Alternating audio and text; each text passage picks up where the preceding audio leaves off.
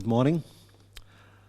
It's indeed a pleasure to be here, and I thank the committee to give me this opportunity to come here and share some of the things which are concerning the problem that we are actually facing on our day-to-day practice.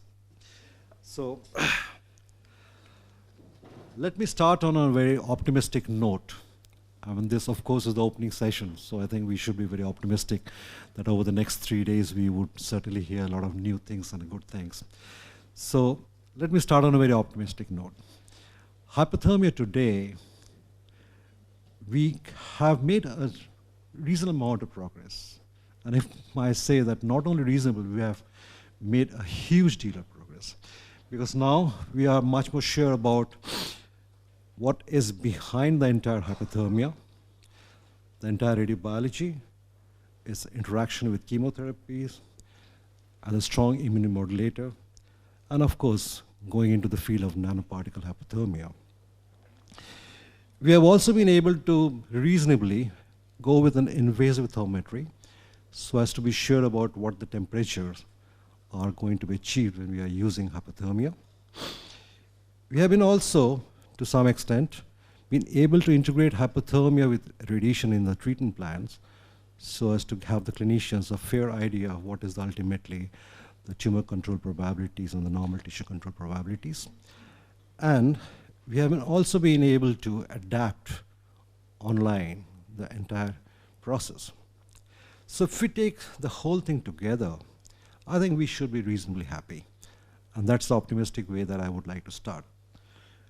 But then the problem starts. The problem starts that even then, we perhaps are not very certain that hypothermia has indeed been able to find a place in the clinical practice. And therefore the question becomes that why? Why, if after doing so much, we have not been able to convince our clinician colleagues to use hypothermia in the day-to-day clinical practice? I tried to find out why. And best thing which I thought was to look something which is not really close to hypothermia, but something in general. What happens when a new innovation comes into the market? Many of you would say that, well, hypothermia is not a new, it started about 400 BC. That's true. But we are trying to convince our colleagues to use this form of treatment now. So therefore, let's try to just look at what this law, which is the law of diffusion innovation, which is a general law in which the acceptance of any new treatment or any new things which comes to the market is actually taken care. And this is what actually happens. It's like a sigmoid curve. And what happens is that you have the initial innovators, just about 2.5%. Then you have the early adopters, 13.5%. Then you have the early majority who start accepting the whole thing, which is about 34%. Then you have the late majority, which is another 34%. And then finally you have the laggards, 16%. And these are the people who would continue to use the dial phones and not try to become smart enough to use the smartphones. So they are the last people. So now what actually is currently happening is that 16% of us are believers in hypothermia, and that's why we are all here, and many of our colleagues are there globally. And it's a very minor population. So how can the 16%, in fact, be able to convince the 84% of our colleagues that they should use hypothermia? And that is why we actually want. We just don't want that the hypothermia should be used in just our clinics. We want to spread it out. So therefore, the law of diffusion innovation states that if you want to do it, there is a point which has to be crossed. And this is the crossing of the chasm or the tipping point. So how do we really cross the tipping point to integrate hypothermia into the oncology practice? And that's, I think, is the burning problem that we all need to address. We need hypothermia, or we wish hypothermia to really get integrated. Integrate with surgery, integrate with radiotherapy, integrate with chemotherapy, and so much talk on also immunotherapy. So that's what we want. But how do we do it? The only way that we can do it, perhaps, is through the evidence-based practice of medicine. That's every one of us talks. And if we look at the whole pyramid, the topmost evidence, the level 1, comes from meta-analysis. So therefore, it may be worth trying to see what does the meta-analysis show us when we are using hypothermia in clinics. So, simple definition of meta-analysis, which I found, and I think it's summarized the entire thing which is there in meta-analysis. It is a quantitative approach, so you have numbers. It is systematic, so it has to be done in a methodical way, not just pick and choose. It is to combine all the previous research which has been already done and reported, and then conclude to get the new knowledge. So that, in a nutshell, is what we are talking about meta-analysis. And so it involves certain steps in a serial manner.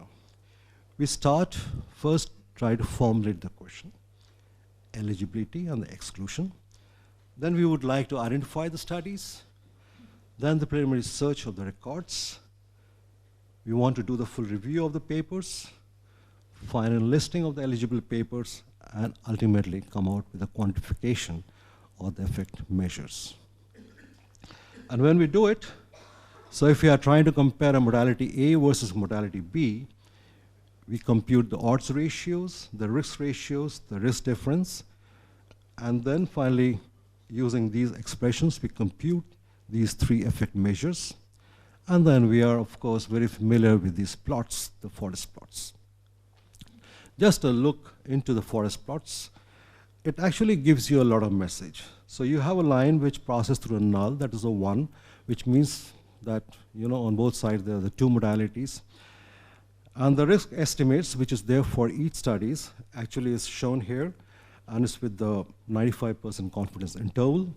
And then finally, you have the diamond, which is right down at the bottom, which is a summary estimate, and the 2 ends of the diamond estimate actually the confidence level. So that is in a very nutshell that what actually is that we are looking at this meta-analysis. So let's try to see what did meta-analysis, or what has meta-analysis actually shown in hypothermia. So I just tried to search the PubMed, and this is updated as of 6th of May 2019. And if I type the word meta-analysis, there are about more than 100,000 citations. Hypothermia, if I just put it, it gives me over 30,000 citations. And I use meta-analysis and hypothermia, it gives me something about 156 citations. So I was feeling very happy that I'm, 156, and I was also scared that how can I cover 156 in 1 hour. But then when I looked further deep down, from 156 citations, there are 132 which are totally unrelated. And I was left with only 24 citations. And of these 24 citations, HYPIC actually had 18 citations. And if I now remove HYPIC, so I left with 6 citations which are hypothermia in solid tumors, and 2 other which were hand search. So just a very limited 8 citations on meta-analysis in solid tumors. So I think that is a thing which we have at this point of time. And is this enough to convince our colleagues? So let's see. So these are the sites: the breast, rectum, cervix, head and neck, and esophagus, published right from 1996 to 2019. So let's come to the first site, the esophagus. And this is the meta-analysis between hypothermia and radiotherapy versus chemoradiotherapy, or hypothermia and radiotherapy versus radiotherapy alone. And this is from a Chinese colleague here, Dr. Hu, who looked at the 651 studies And from there, he could identify 19 randomized clinical trials consisting about 1,519 patients, grouped either with hypothermia versus hypothermia chemo-RT versus chemo-RT alone, or hypothermia radiotherapy versus radiotherapy alone. So these are the forest plots, and this show the overall survivals, the odd ratios in 1, 2, 3, 5, and 7 years by adding hypothermia to chemo-RT. And what it shows, 1 year, certainly hypothermia has an advantage. 2 years, again, not significant, although 3 and 5 years, it's significant. So, and also in 7 years. And then, if we look at the additional endpoints, which includes the recurrence rates, the metastasis rates, the complete response, and so on and so forth. So you have the meta-analysis which shows certainly most of these endpoints are significantly better by using hypothermia. So one can perhaps conclude that adding hypothermia to chemo-RT significantly improves the outcome compared to chemo-RT for esophagus. Now what about hypothermia and radiotherapy? What happens if you add just hypothermia to RT alone? And this was again from the same group. And here you see the overall survival set again for the similar years. And what we find that all through from 1 to 7 years, adding hypothermia is certainly better. And here again, the additional endpoints again show that adding hypothermia to RT is much better than comparing RT. So there is certainly some evidence that yes, adding hypothermia to either chemo-RT or to RT, depending on the patients, helps in the outcome for cancer esophagus. So if I have to summarize, for esophagus, hypothermia improves all recorded outcomes when added to chemo-RT or radiotherapy. Now, second group was the rectum, the locally advanced cancers, HTRT versus RT alone. And here, this is the Cochrane group, 2009 published, and they had included 6 phase 1, phase 2 randomized trials, about 520 patients, almost divided equally into groups, both the groups. And this is the forest plot for you, which shows there are about 5 studies included, and you have the 95% confidence intervals. And what you find is that significantly higher complete responses were reported by adding hypothermia to radiotherapy. Local recurrence rates was, unfortunately, there was no difference between the 2 groups in which the hypothermia radiotherapy or versus radiotherapy alone. Overall survivals, the odd ratios are 2, 3, 4, and 5 years. Well, you have some evidence that at 2 years it does improve, but not so much when you go for 3, 4, or 5 years. So therefore, the authors concluded that hypothermia seems to have an additional effect when added to radiotherapy in the treatment of advanced rectal cancers. But it was not possible to say that this effect is strong as a combination of chemotherapy or radiotherapy, and therefore, this suggested some more well-conducted clinical trials. Now, coming next to the head and neck, and this is the comparison between adding hypothermia to radiotherapy versus radiotherapy alone. And this we published in 2015. So we went through the entire database from Embase, PubMed, Cochrane, Scopus, and even hand-searched. We came across 498 articles, of which there were only 6 articles that we could take, of which 5 were randomized trials and 1 was a non-randomized trials. The total number of patients were 451, again divided almost equally between the 2 groups. The complete response rates at the end of treatment was about 39.6% with RT, and it was increased significantly to about 62.5% by adding hypothermia. And the forest plot also shows that the odds ratios by adding hypothermia is certainly significantly better. Now, if you look at the risk difference, in the same way, we find that the risk difference is certainly higher by adding hypothermia by about 25%. We could not carry out for the survival because some of these studies really didn't report the survival. But if we look at the other literature, where we find that the response at the end of the treatment really actually influences survival outcome, so one could perhaps hope that since the complete responses are better by adding hypothermia, so you would expect a better survival in these group of patients who achieve a complete response. So hypothermia plus radiotherapy is an effective and a safe modality to treat the head and neck stages 3 and 4,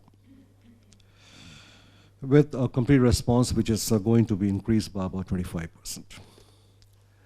The next big group actually was the recurrent breast cancer, and a number of studies have been conducted in this.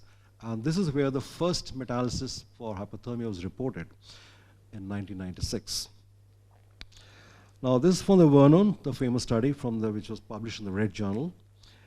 And what you see in the title, it's not really a recurrent breast cancer, it is actually a treatment of superficial localized breast cancer. So one has to be careful not to try to extrapolate these results as a recurrent breast cancer. And why we just try to see that what actually happened. Now these were the forest plots from the 5 major groups, and they showed that hypothermia with radiotherapy significantly improved the complete response, and with an odd ratio of 2.3. But when we look at the patient demography, we find that the dose of radiation varied from no RT to about 70 gray. So there was a lot of heterogeneity in the doses that we received, and it was unfortunately not a very good way to may be able to conclude from the data. And further, we also find that there were patients who had primary breast cancer, and they were also included. And also there were patients who received either previous RT or without RT. So you just can't really group all these patients together and come out with the valid conclusions. So there were certain limitations, that there was a variable RT doses from 0 to about 70 gray, and both primary and recurrent breast cancers were actually included. So therefore we went on and tried to look in a very focused way on the recurrent breast cancers, that what happens whenever we add hypothermia to radiotherapy for these recurrent breast cancers, which might have been previously irradiated or might not have. And therefore, in the same way, we went into the search. 708 citations were looked into, and from there, we had about 34 citations, in which single-arm studies predominantly were 26, and there were 2-arm studies about 8. The total patients for single-arm studies were about 779, and for 2-arm studies between radiotherapy and hypothermia, about 627 patients, again divided almost equally into 2 groups. What we found was the odd ratios here, and the odd ratios by adding hypothermia was certainly better at 2.6, which is highly significant. We also found that the risk difference was better by adding hypothermia, and the outcome where adding hypothermia increases by about 22%. The event rate, now because these are single-arm studies, so we looked at this 26 studies because they had about 1,500 odd patients, and even the single-arm study shows that the complete response you could achieve in about 64% patients. And then further, we went on to look at what happens in those patients who have been re-irradiated now. What happens to these, because these are there for 16 studies, about 780 patients. And what we found that even those in which who had received previously radiation, adding hypothermia with moderate dose of radiation actually gives a complete response in about 2/3 of these patients, which was quite strikingly quite encouraging. Coming to the toxicities, because these all studies were carried out over a period of 34 years, and the acute toxicities were reported in 24 studies. So grade 3 and grade 4 was reported in about 14.4%, and late toxicities from 21 studies in about 5.2% patients. So this allows us to perhaps conclude that, again, hypothermia, adding radiotherapy, is a safe and effective modality for the treatment of local regional recurrent breast cancers. And you could expect a complete response which could increase by about 22%. Now the last and the final group is the cancer cervix, in which there has been a series of meta-analysis. So here the first group that we take is hypothermia added to radiotherapy versus radiotherapy alone. And this, the first meta-analysis here was published by the Cochrane, again 2010, by Lutjens et al. And they also looked at these 4 studies, and they found that the complete response, in fact, favored adding hypothermia. Local tumor recurrence also favors by adding hypothermia. Overall survivals is just significant by adding hypothermia. And coming to the toxicities, there was no difference between the acute and late toxicities by adding hypothermia to the conventional radiation. So that was what the conclusion was from the Cochrane. Now, since it was published in 2010, and there has been a lot of changes in the treatment approach to cancer cervix by adding chemotherapy and all that thing, so we tried to update this meta-analysis and published our results in 2016. And we looked at the entire research, 270 articles, and from there, as per the PRISMA guidelines, we finally selected for conventional meta-analysis 6 studies, and then there were some of the studies which were using chemotherapy, chemo-RT, and so on and so forth. So coming to those studies which had just used hypothermia to radiotherapy versus radiotherapy alone, we did find in the same way that the complete response are increased by about 22%. Long-term complete response increased by about 23%. Survival increased by about 8% and so. And for acute and the late toxicities, there was no difference. So certainly, it made us again to believe that adding hypothermia certainly improves outcome in cancer cervix stage 2-4 to 4A compared to RT alone. And importantly, with no added toxicities. However, as I said, that now the treatment of cervix has evolved. It's not restricted to I don't think many of the centers used only radiotherapy. So then, if you have multiple options, where does hypothermia stand? So that was one of the problems that we had to tackle with. So what happens when you try to combine all the approaches and then try to figure out which is now the best approach that we have for these particular group of patients? And therefore, if we now try to look at these options, we find that these options could be either with chemotherapy, and there are 8 different options which have been used.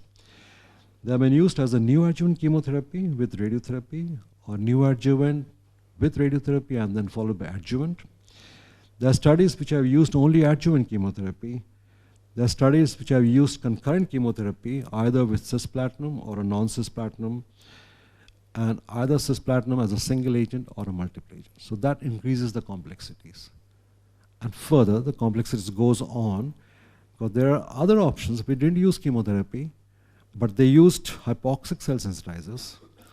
They used immunotherapy, and finally, there were studies which used hypothermia with radiotherapy or hypothermia with chemo-RT.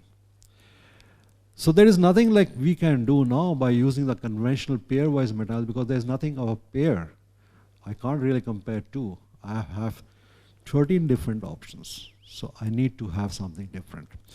And that's where the problem comes, that if there are 13 different options, and if I want to look at the key clinical endpoints of local regional controls, at the overall survivals, acute morbidity, the late morbidity, which is now the best option? And therefore, the evidence level now goes to a step higher than the conventional meta-analysis. And for multiple therapeutic interventions, if we now have to compare, we move from the pair-wise meta-analysis to what we are now going to have is a network meta-analysis. So this provides the highest level of evidence in the treatment guidelines. So network meta-analysis now allows also to compare various treatment options which are competing. So just briefly, when I'm doing a conventional meta-analysis, as I showed earlier, you are comparing 2 modalities, treatment modality A versus B. But when we are doing a network meta-analysis, you are comparing treatment A versus modality C or B versus C, and there might be that there are no trials between A versus B, but we can compute what would be the outcome between A versus B depending on the results of A versus C and B versus C, and that's estimated there. So in fact, it allows a direct, indirect, and a mixed estimates, and it takes into consideration all the treatment options, and it's more precise and with much more larger samples. And here we have something of this sort, where you have all the nodes, where you have the treatment options, and there are bars which are joining, which shows the number of trials between them. So if now we have to find out and pick the best of these 13 options, we certainly need to go and do our network meta-analysis. So here we had the inclusion criteria that we would include only those who have been previously untreated, FIGO stages 2B to 4A, and no definite surgical interventions. So we did the search, we came about 6,285 records, and as per PRISMA guidelines, excluding the ones which we really felt didn't fit to our inclusion criteria, we came up with only 61 articles. So in fact, 99% of the articles which we saw were rejected. It's just to improve the quality, we didn't want to just put in everything and come up with evidence.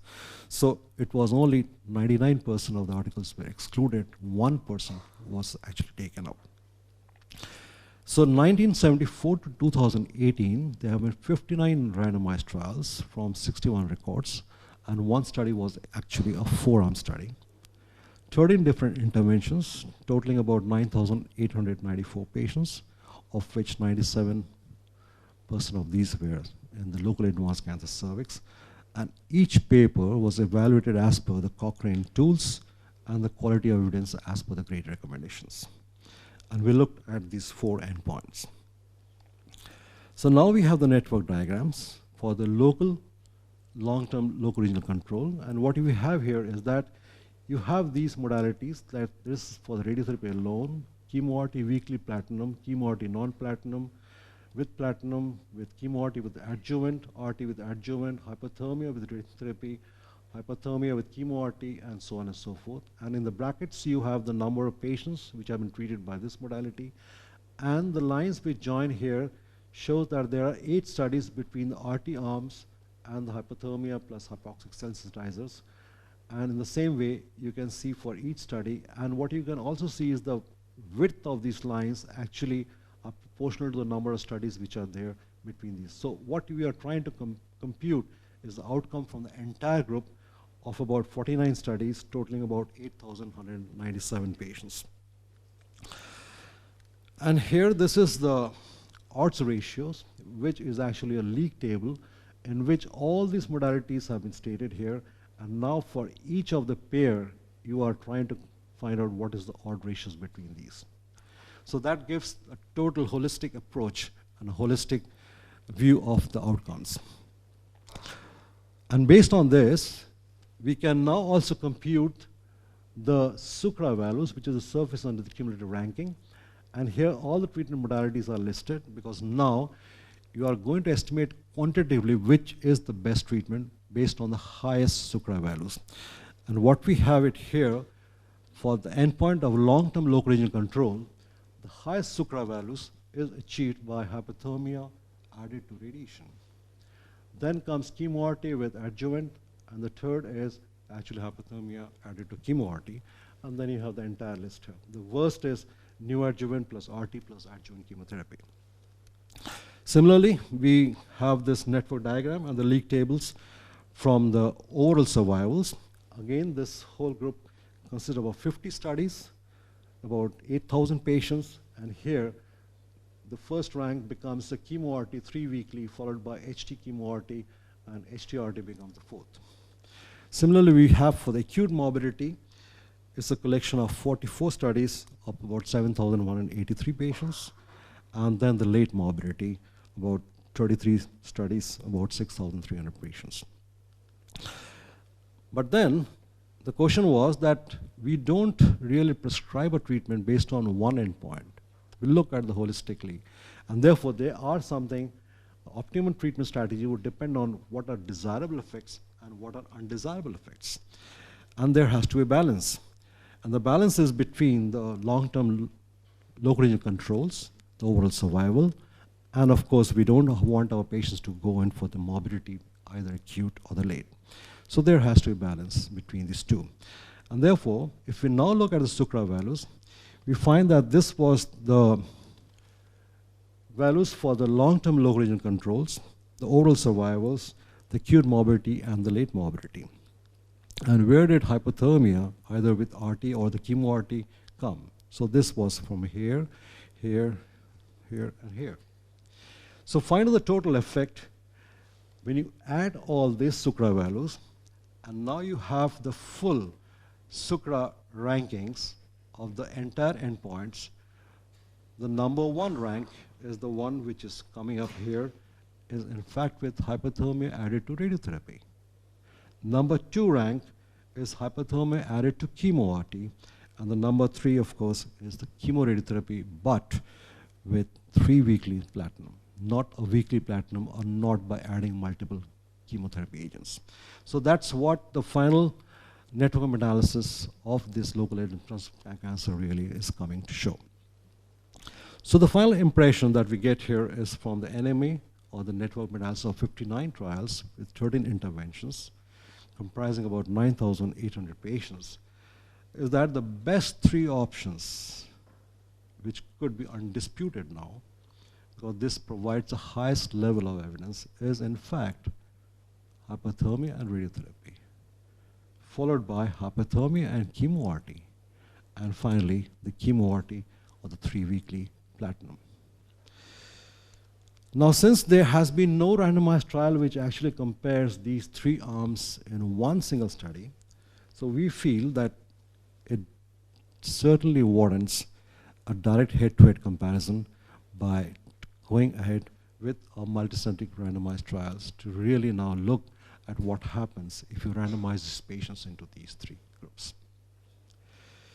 And this is something which just has appeared this year in February 2019 in the Red Journal. So the final impression that we have from all this 8 meta-analysis, if I have to summarize in one single table, this is what I have for you. So you have esophagus, rectum, head and neck, recurrent breast cancer, cervix. There are 2 because one was a network meta-analysis. And here you have the endpoints: complete response, local regional control, survivals, and the toxicities. The green one shows that yes, it is significantly better, which is hypothermia. So you have for all this, hypothermia stands apart. For local regional control, we had the data for the esophagus, we had the data for the recurrent breast cancer and cervix stage 2-4 local advanced, which is certainly again encouraging for hypothermia. For HT-CT-RT was RT. We had it better, but was not significant, so it shows as NS. ND means there is no difference as far as we saw for rectum.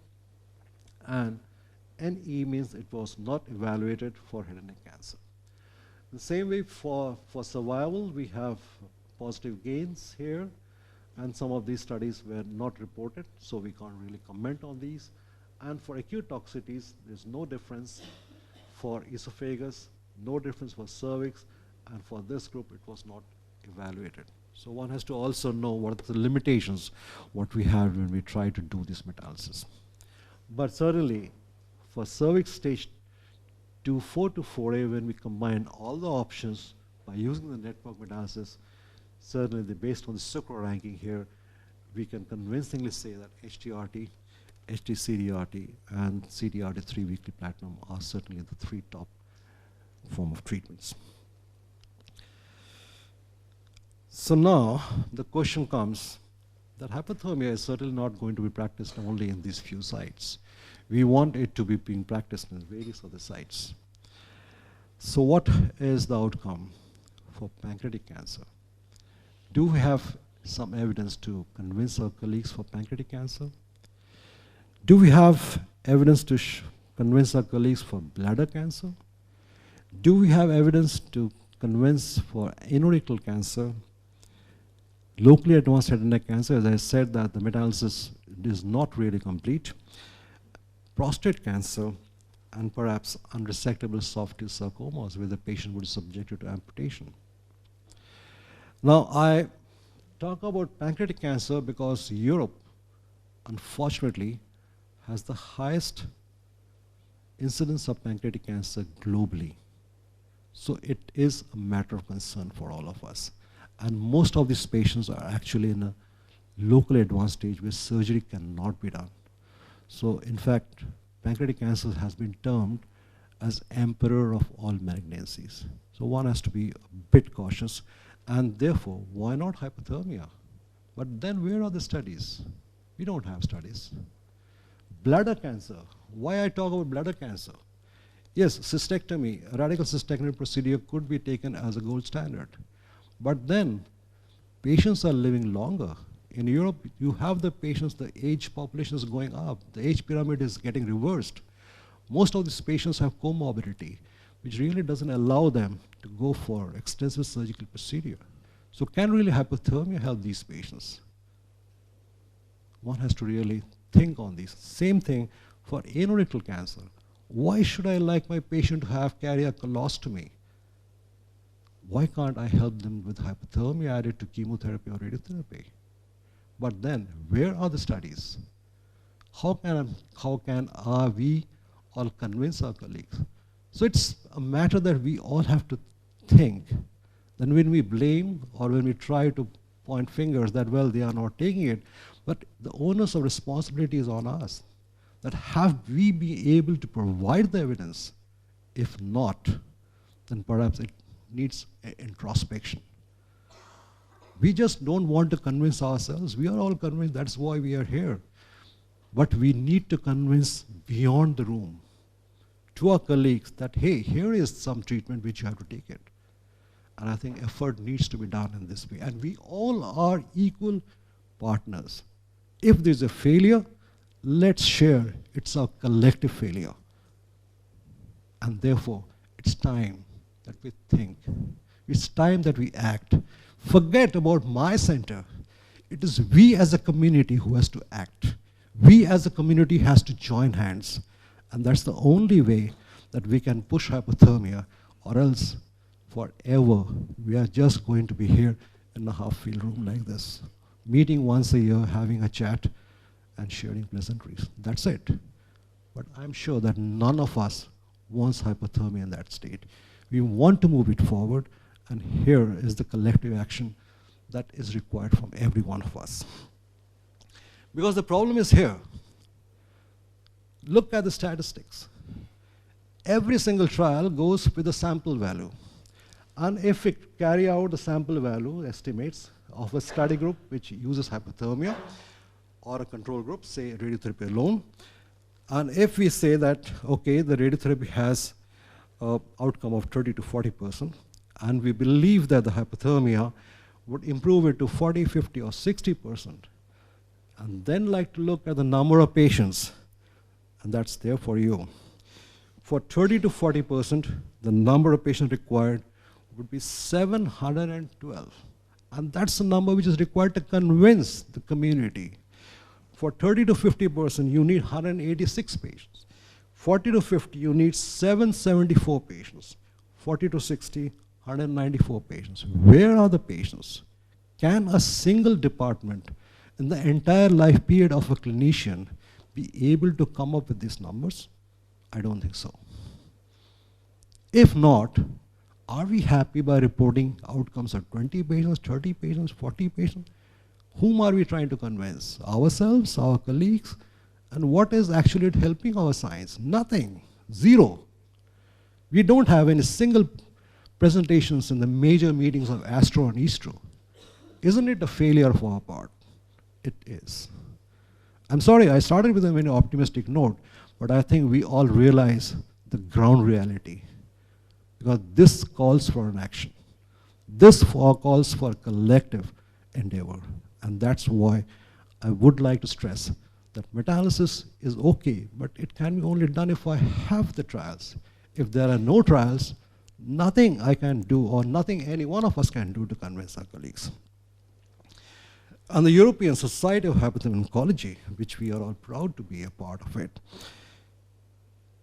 in its policy 2014, which ends in 2019, states that we should have multi-institutional randomized trials, and they say it's an absolute requirement. 5 years has gone. This is 2019. Where is a single multi-institutional trial? So, what are we here for? We need to think.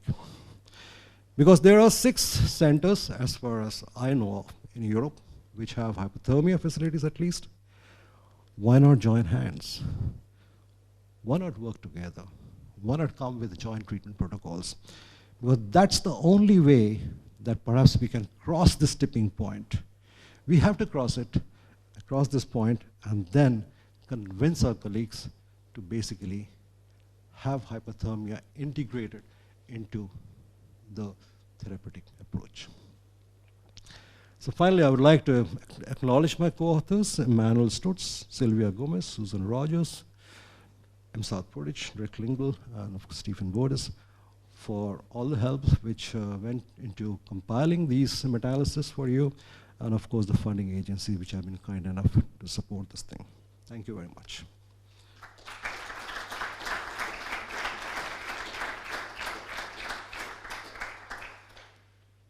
So welcome for any questions.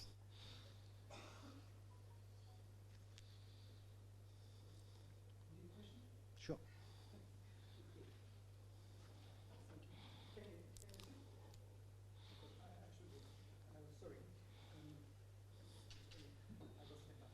You can come here also, because so that people can hear perhaps, or the mic.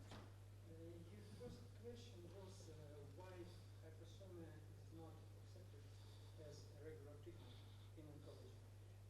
Can you use the mic? It's impossible to hear you. We have a mic. Here. Okay, thank you.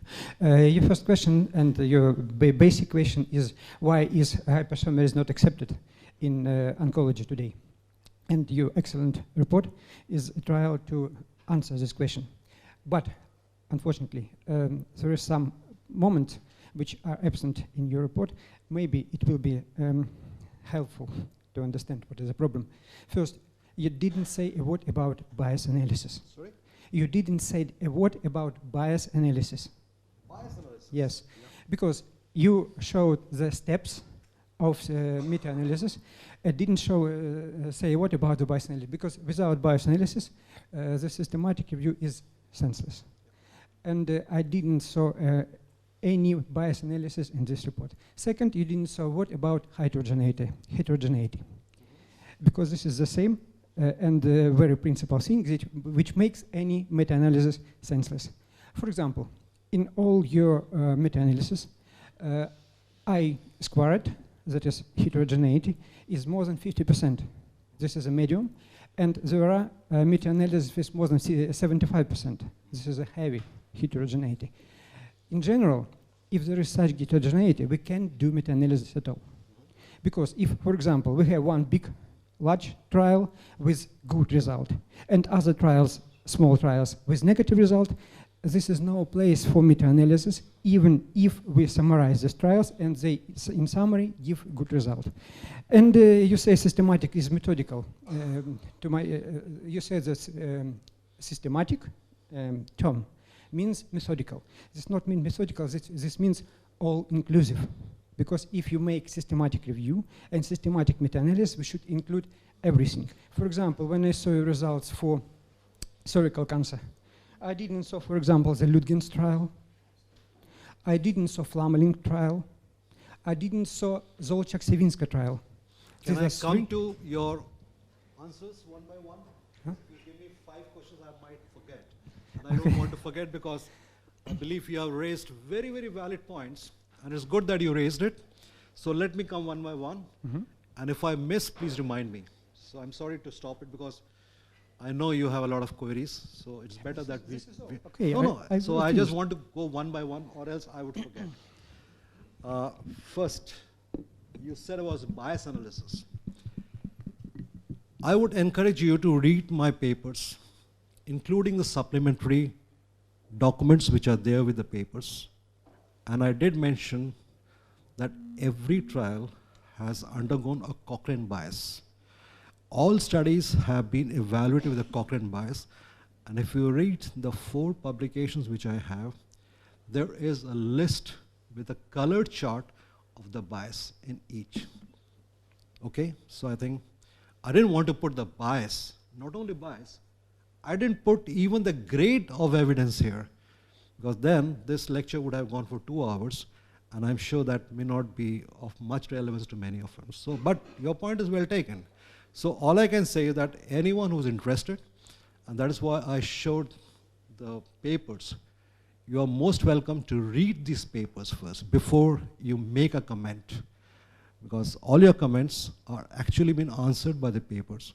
So I would really like that first go through the papers, including the supplementary document, where you will find the bias, where you find the grade analysis, where you find the explanations of the heterogeneity, which is a very valid point. Heterogeneity beyond 50% means that there is some problem. And the only reason that you quantify heterogeneity, and every of these forest plot, if you had seen, there's a value of I square in each. Okay, I'm sure that you've seen. I square means the heterogeneity. So every trial has a heterogeneity analysis. How can you think that a trial is reported meta-analysis without heterogeneity? It is a sin. So all trials, the heterogeneity is seen, and if you look at these papers, in those trials in which the heterogeneity was higher, and especially this I'm coming for making a comment for recurrent breast cancers, because the heterogeneity in some of the studies were around 75%. And we try to look at which trial gave the heterogeneity and why. And if I remove that trial, try to do a repeat, what comes to the heterogeneity? All these explanations are clearly analyzed and reported in these. So I think I've taken care of your 3 very crucial points, and I'm happy that you brought this, because these are something which are supposed to be looked into, but because of the want of time, I didn't want to go into all this thing. Now, coming to the 4th, which I'm not very sure what was the 4th. You said some trials, Ludgen's trials was not included. Yes, because I gave you also the date on which the search analysis was ended. And also Flamelink, also Zorczak-Siewińska. Wait a minute. And I gave you the inclusion criterias. I gave you the exclusion criterias. And if I say for cervix, 99% of the papers have been excluded, and there are reasons for exclusion, and therefore again I would like to encourage you to go through the supplementary document which is there with the red journal paper, which actually gives the details of all the 134 trials which have been excluded on criterias 1, 2, 3, 4, 5, and you have the entire boxes ticked. So you know why particular trial was excluded. If there's some surgery, it was not taken, because my inclusion criteria was that no surgery is to be there. So all your points are well taken, and all I can say that all your points have been taken into consideration while these meta-analyses have been reported. So I think I made your points very clear. Yeah. Have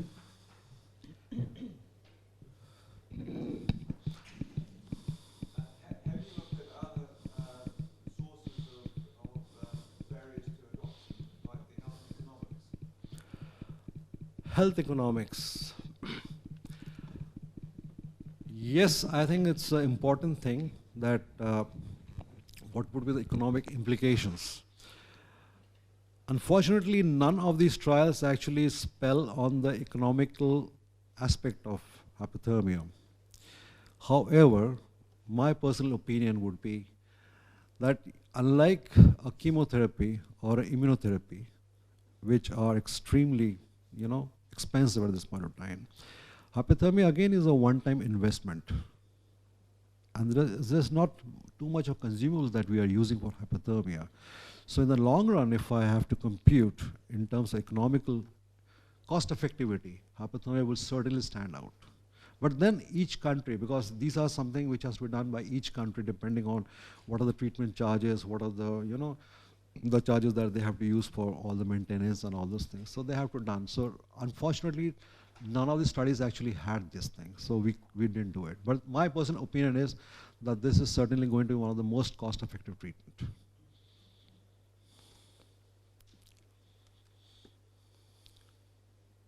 Yeah. Hello, I would like to know what are the options for brain tumors, for example? Options. Yes.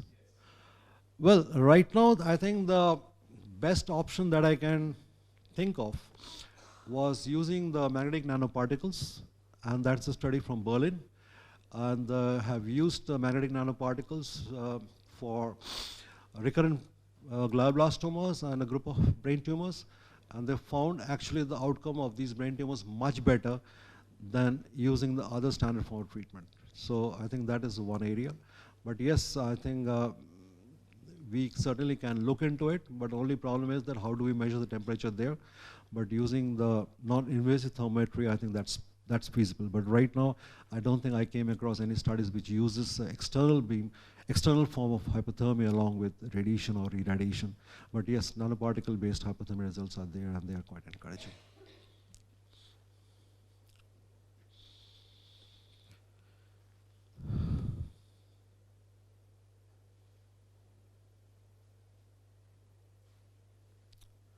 Okay. Thank you very much, then. Thank you.